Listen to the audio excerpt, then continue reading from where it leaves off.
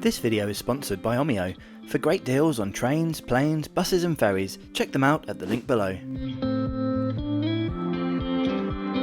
Today we're taking Spain's OG high-speed train on a 1,100 km trip in amazing comfort at 300 km per hour, from the Spanish capital to the French Riviera, so join me and let's check it out together.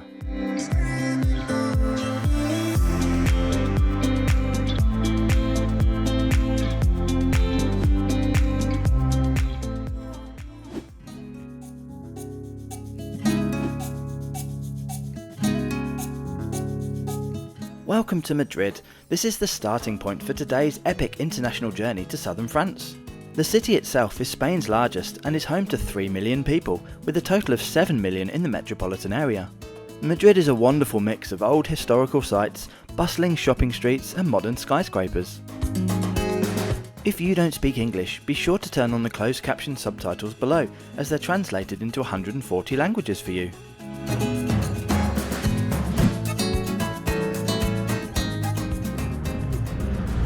Let's head to Madrid's main station, Puerta de Atocha, to get this trip started. There's a fair amount of building work happening here at the moment, although I'm not entirely sure what is being done. The original station on this site dates back to 1851, however it was mostly destroyed by fire and rebuilt in 1892 with this magnificent steel and glass train shed. Further large-scale improvements were carried out in time for the opening of the first stage of Spain's high-speed AVE network in 1992. There are quite a few entrances to the station, but most will lead you towards this central concourse and corridor. Here there is access to the metro and cercanías local train platforms with their relevant ticket offices and ticket machines.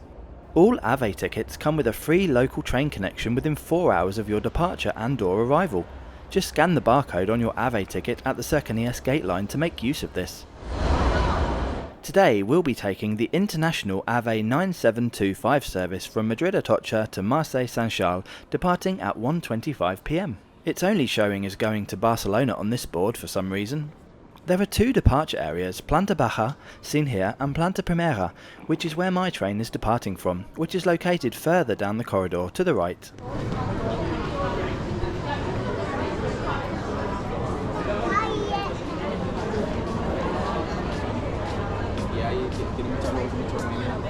Plenty of shops and food outlets can be found throughout the whole station, including under the original station canopy, where you'll also find this serene 4,000 square metre tropical garden where you can chill out before your train departure.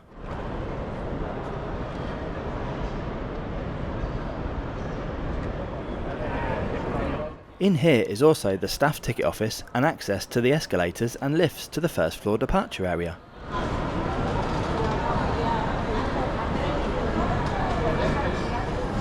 All Spanish long-distance and high-speed trains require a ticket check, basic bag X-ray and body metal detector check before you're allowed airside. Nothing needs to be taken out of your bags and there are no limits on liquids, etc.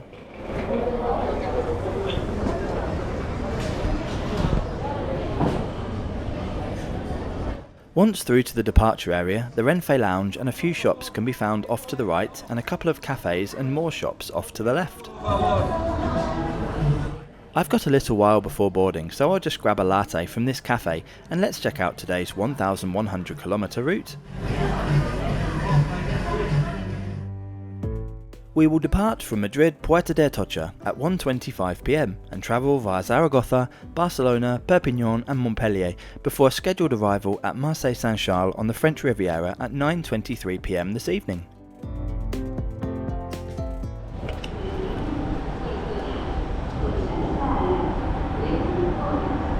Around 15 minutes before departure time, boarding is called. Your ticket will be scanned by the staff member and you can head down to the platform. Both escalators and lifts are available. Our train today is a Renfe AVE S100 high-speed EMU. These are the original Spanish high-speed trains that were introduced on the line's opening in 1992 and are based on the French TGV Atlantique. They have a maximum speed of 300 km per hour and a total power output of 8,800 kilowatts. Boarding is level with the platform but will require use of a ramp to bridge the gap for wheelchairs. We'll be travelling in the first class coach today, which is laid out in a 2+1 configuration with these super smart black leather seats. We'll check them out in more detail once we get going.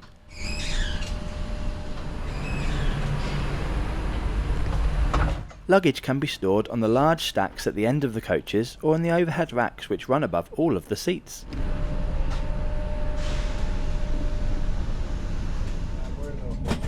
We depart 2 minutes late at 1:27 p.m.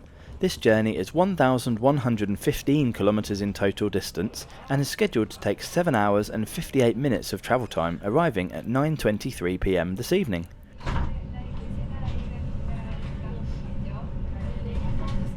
There are various different ticketing options on Renfe, which are quite frankly very complicated. Pause here to read them. To cut a long story short, normally the first class seats would have two options, comfort and premium. The latter includes lounge access and complimentary onboard food and drinks. However, as far as I'm aware, this is not available on international services, so comfort is the only first class option. I paid €84 for my comfort ticket approximately 6 weeks before travel. They are dynamically priced and vary greatly. The cheapest standard ticket available for my trip was €69. The first screenshot here was for a standard class ticket a few days after editing, while the second one was for travel 10 weeks in advance. Quite a difference in price, I'm sure you'll agree. Speaking of where to book, that leads me perfectly to the next section. A big thanks to OMIO for sponsoring this video. OMIO is a travel comparison and booking website that lets you see all the best deals from multiple modes and operators all at once. Let's take Madrid to Barcelona as an example. You can select your date and browse all available trains, buses and planes with prices. Select your preferred option, make the payment and the tickets are emailed straight to you. Click my link in the description below for the best deals today. Once again, a big thanks to OMIO for sponsoring this video. The next point of interest is the high-speed depot, which houses all of the trains from Renfe, along with open access competitors Ouigo and OMIO.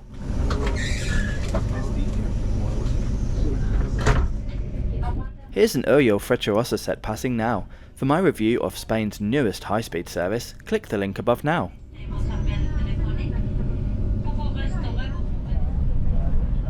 Very soon after we leave the Madrid suburbs, we are soon accelerating up to today's top speed of 300 km per hour. These are superb trains, much more comfortable than the TGV sets on which they're based, and all TGVs in fact. The ride quality is exceptional. I really wish Renfe would have stuck with these S100s and the S103 Velaros instead of cheaping out with so many Talgos. The sights when passing through Spain's central plain and the Sistema Iberico mountains aren't spectacular, but still provide some lovely train window views of the arid and rugged landscape.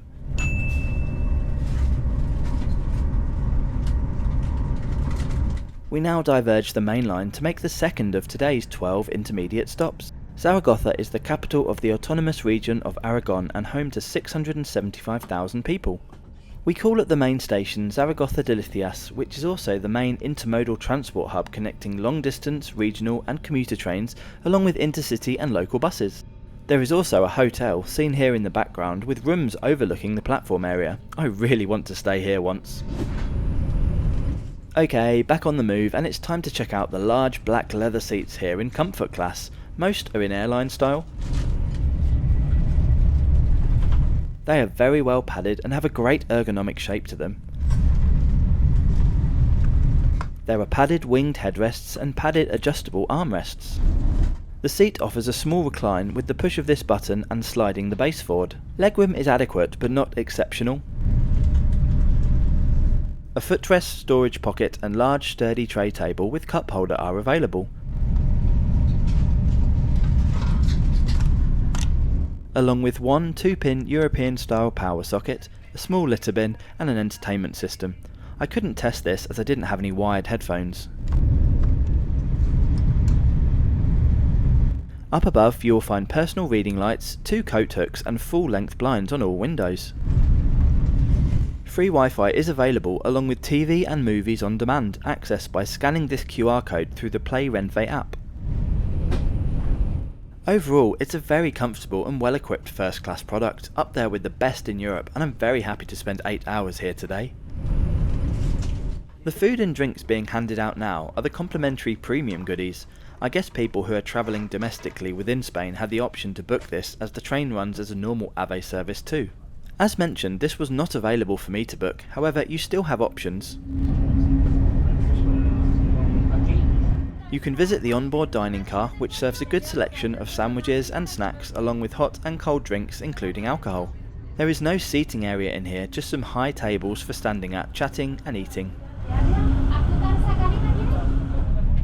I grabbed some crisps, a coke and a coffee and went back to my seat to eat these along with the chicken and cheese baguette that I'd got from the cafe at the station.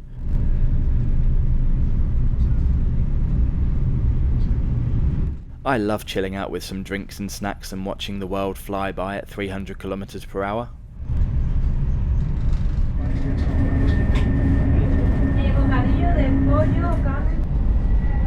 Estander, or standard class, or second class if you like, is laid out in a 2+2 configuration. The seats are still very comfy and have power sockets and tray tables.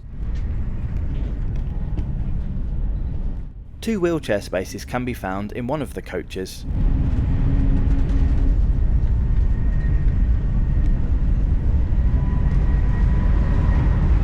And adjacent to these is the accessible toilet.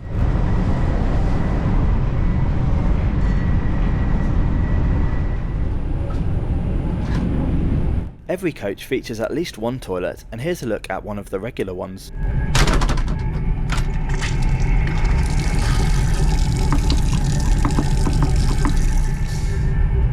They were all fully functional, stocked up, and on the whole very clean throughout the journey. Good job, Renfe.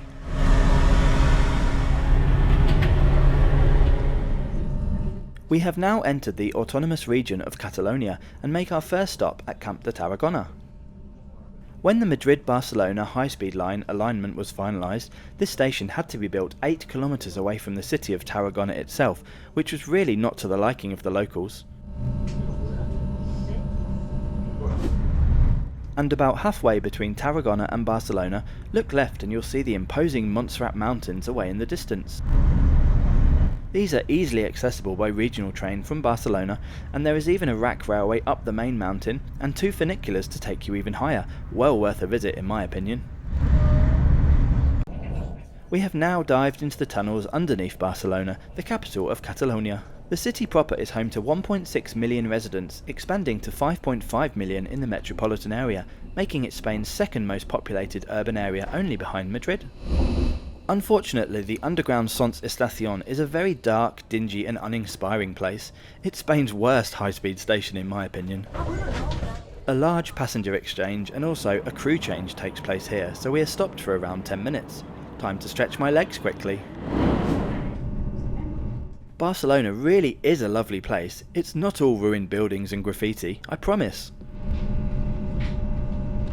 I really think these international services need to be expanded and made much more frequent.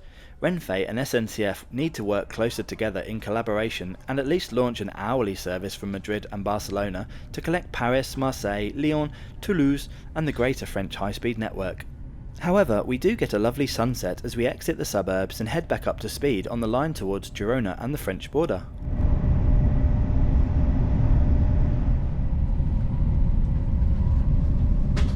It's now time for an early evening snack of a chocolate donut and a British Airways signature Speedbird IPA beer. I've no idea how that found it onto this train.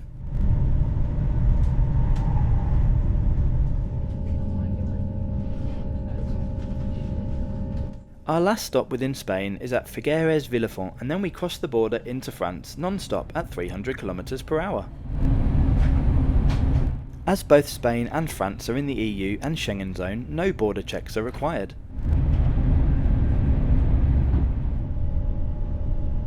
The train has really quietened down now, with just a couple of other passengers in my coach continuing into France with me.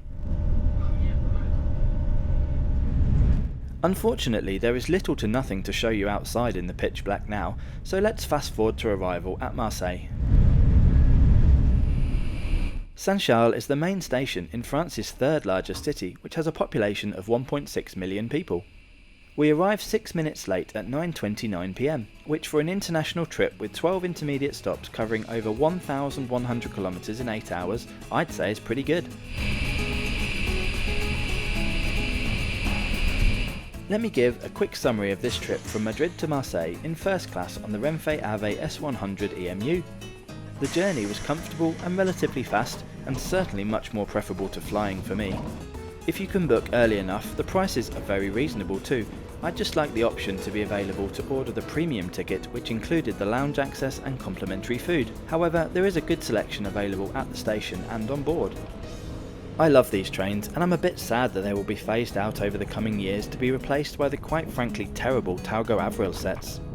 I'd definitely recommend this way to travel between France and Spain, and hope that more routes can and will be introduced with increased cooperation between SNCF and Renfe. I think they need to put their differences aside for the good of the passengers.